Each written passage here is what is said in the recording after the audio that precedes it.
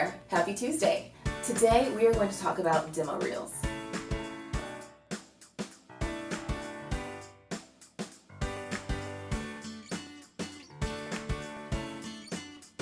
I am here with Miguel Amodio and Michael Lang of Rapid Reelz, and I'm so excited to have them because they are going to break down what a great demo reel is for us. We're in their studio, it looks awesome, I'm really excited to be here. Oh. So I'm going to start with a question that I hear so many actors ask, and that is, I have some footage, but it's not the greatest production value. Like, should I use it for my reel or should I not? Sure.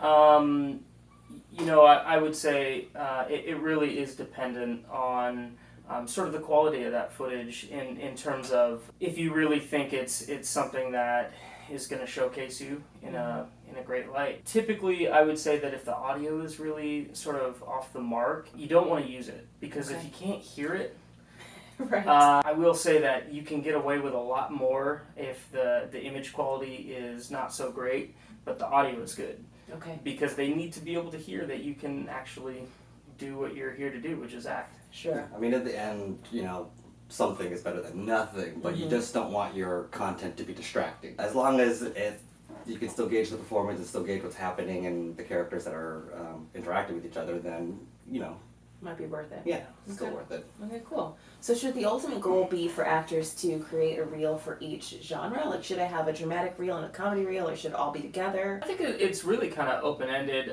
You do see that a lot more nowadays, and I think a lot of that it is sort of trending now to have to have separate reels. The big thing that I see now is the fact that actors are breaking their scenes and their content into small clips. Yes. So actors are now expected to do clips, and they're expected to be able to provide content to the viewer in a number of formats. And the easier it is for people to see what you do, whether it's dramatic or comedic, it can't hurt. Right. That's great, and it kind of segues into my next question, which is I want to get super specific about format of a reel, because people are like, how do I do this? So how long should a reel be? What's the max? What's the idea? max is like 3 minutes long. But even for us, we don't ever get close to that time. Okay. You really want your reel to be 1 minute to a minute and a half.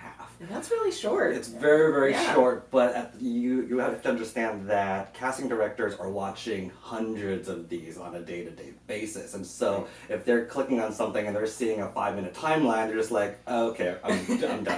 Over it. Yeah, it's a trailer to who you are as a performer, and that's how it should be treated as. And short is simple. You want them wanting more. You want them to see something, go, okay, I want to see what else this person can bring. It's not just showcase everything, it's just showcase the best of teaser. you. Yeah, exactly. Right. So, yeah, minute to minute and a half is usually the norm nowadays. Should there be a title card? Our method of doing demo reels is to just start it with you. Just to start, go straight into the content. I've heard that from a lot of people. Don't waste any time with a montage. Don't waste any time with a over black title card of just your name for 5 seconds. Because the chances are, if they're looking at your demo reel, they already know who you are. If they're looking at it on Actors Access or any other breakdown services where your name is. So again, you're living in a digital age now where you don't have to waste time, and the shorter you can make the experience, the better it is for all the reels that they have to get through that day, and it just ups your chances of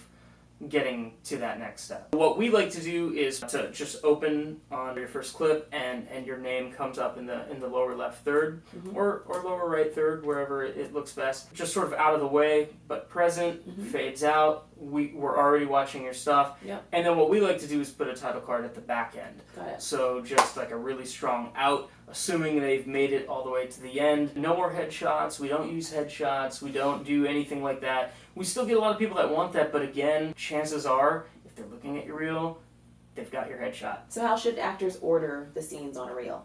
Well, best footage always goes first. You want to make sure that whatever your strongest piece is, especially towards your brand, whatever you're trying to go for, whatever you know that your niche is, that's what you want them to see first. So that way they know, okay, this is the type of performer that this person is. And then after that, you stagger accordingly, but you also want a really strong piece at the end, because if they reach the end, you want that arc that still happens in the story. You don't want to just kind of peter all the way down, so that by the time, so that the very last thing you see is like, oh, it's this really bad student film all of a sudden. Sure. You know, you stagger it out so that way you start with your strongest, you have some still strong stuff in the middle, but then you also end on the strongest kind of a thing. And then the other thing is to just make sure there's not repetition happening in the scenes. That's something that we kind of see very often, where someone will have like 3 different cop detective scenes, but they're all very similar. You know, I'm playing the angry aggressive cop, and once you see that angry aggressive cop, you're like, okay, I've seen you do that. We're Show not me adding something anything. more. You know, Right. if you have another cop scene, but it happens to be a cop, a compassionate, caring cop, then that's great, because now you're showing 2 different layers of the same type of role. That sounds great. And Yeah. you also do voiceover reels, right? We do. Okay. Yeah. This is something we actually just started this year. It's something we're trying to get the word out on. A lot So if you of need a voiceover reel, check out these guys. Yeah, I mean, it's a growing industry right now. I mean, there's It so is. many more animated films coming out, so many more animated shows coming out. Video game industry is just blowing up, and so it's just kind of one of those things that, like, it's just good to have in your pocket, you know. Absolutely. Because more actors are getting, a lot of our actors are getting a lot Those more opportunities. voiceover Yeah. And it's jobs so and much whatnot. fun. the way the industry is always changing. Actors do need to sort of have their hands in as many different pockets as possible in terms of Definitely helps. their resources and their abilities and what they can go out for. So having a strong voiceover reel is important to just sort of have in your back pocket. So, if you want to learn more about these guys, go to rapidreelz.com. And if you love this content, be sure to subscribe to our YouTube channel. If you are an actor who wants to build relationships with the casting directors, be sure to check out our workshop success checklist to learn how to prepare for and follow up with casting director workshops. And we will see you next week on Guru Tips Tuesday. Bye.